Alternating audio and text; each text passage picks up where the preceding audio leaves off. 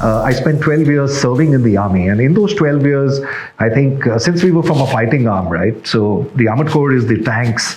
The first line of any battle offense is the tanks. So within the army, I got a couple of, as always, I used to like to move around, and the army gives you a lot of opportunity every 2 or 3 years to try out different things. So I think I was teaching strategy at the Armored Corps School and Center in Ahmednagar. So that was one of the stints. I set up the whole computer setup for the Armored Corps in Ahmednagar. That was another stint. I spent time with the governor, so I was aide-de-camp or ADC to the governor of Arunachal Pradesh. That was again a great learning for me within the army because it gave me a very good insight or bird's eye view into how the bureaucracy and how the political bureau works. So that was again a great experience as aide-de-camp to the governor, ADC to the governor.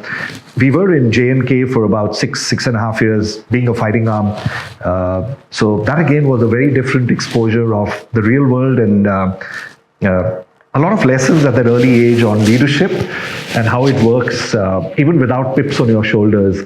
So that was the army stint, very holistic, 12 years. And the reason to transition again was it was going too well. Now, I know I say this and it sounds cliched to some people, but the reason was it was going too well. Whatever. From an army perspective, life was good, and I had I call it the what next syndrome very often. So I had the bug that hit me, which was the what next bug. So what do I do with my life? This is going great. Wait another 20 years, I'll become a general, 15 years. Is that what I want? Or can I now get into a new challenge? So that was the transition from the army, and that's when ISB happened for me.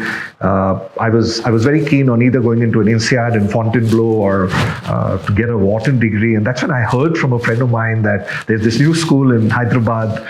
Went down to Hyderabad, understood then that I had to give something called the GMAT.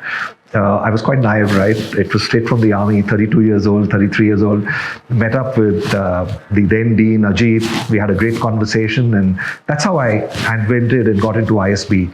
So more of not because something was broken, and I think I followed that principle all through my life. So when you're at your highest point, when things are great, you need to then push back the envelope. You need to see what next. You need to ask yourself, is this enough, or what are you going to do next for your life? So I think that was the transition.